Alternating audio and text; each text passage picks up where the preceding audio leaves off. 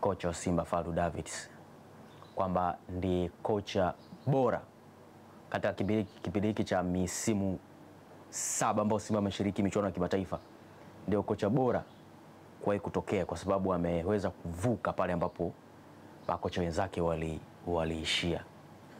Ni yapi maoni yako Gervas Morris pamoja na Kelvin Liamoya katika hili kwamba Fadlu Davids ndiye kocha katika misimu hii 7?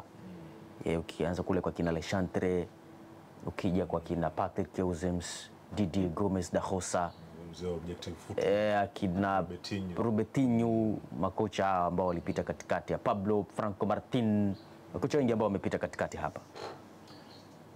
Unatazama performance ya Simba kuanzia hatua za awali, naam, kuja katika hatua ya makundi, kuja katika hatua ya mtoano, mwendelezo mzuri wa matokeo ambayo ameyapata. Yaani kwanza kutop kwenye grupu lao na matokeo bora zaidi, sio nyumbani wala sio ugenini, ni kitu cha kwanza ambacho kinampa Fadlu Davids taswira ya kocha mwenye viwango vya bara la Afrika, vinavyotakiwa vya soka barani Afrika. Hii ni shirikisho.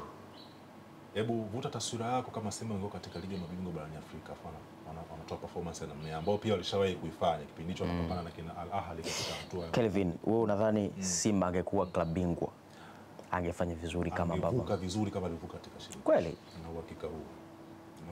Kule kwa kina Orlando Pirates kule kwa kina angevuka vizuri kabisa kama unajua ya kidogo. Kwani ngoja. Naam. Haupapati kasi kidogo Kwani ndugu zao hawajui kwamba walitakiwa watoe performance ya hali ya juu? Walipofanya mechi na Stand United, nilisema hapa ya kwamba kama wangecheza hivyo kwenye ligi ya mabingwa barani Afrika, wangetambua umuhimu wa kucheza namna ile dhidi ya Stand United. Mpaka wanasema kwamba Stand United ni level ya chini kabisa. Kwani katika ligi ya mabingwa barani Afrika sio walikuwa wanasema kwamba ni level za chini?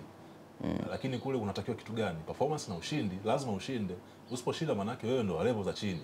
Kama ile performance wanaonyesha Stand United wangeonyesha kule katika ligi ya mabingwa barani Afrika, wangeweza kufika mbali. Sasa kwa nini Simba washinde kufanya katika ligi ya mabingwa Afrika? Na ndio maana wanapambania kumaliza katika nafasi za juu ili wakaoneshe huo uwezo walioonyesha kwenye ligi ya kombe la shirikisho, kwenye ligi ambayo ina hadhi zaidi katika soka la bara la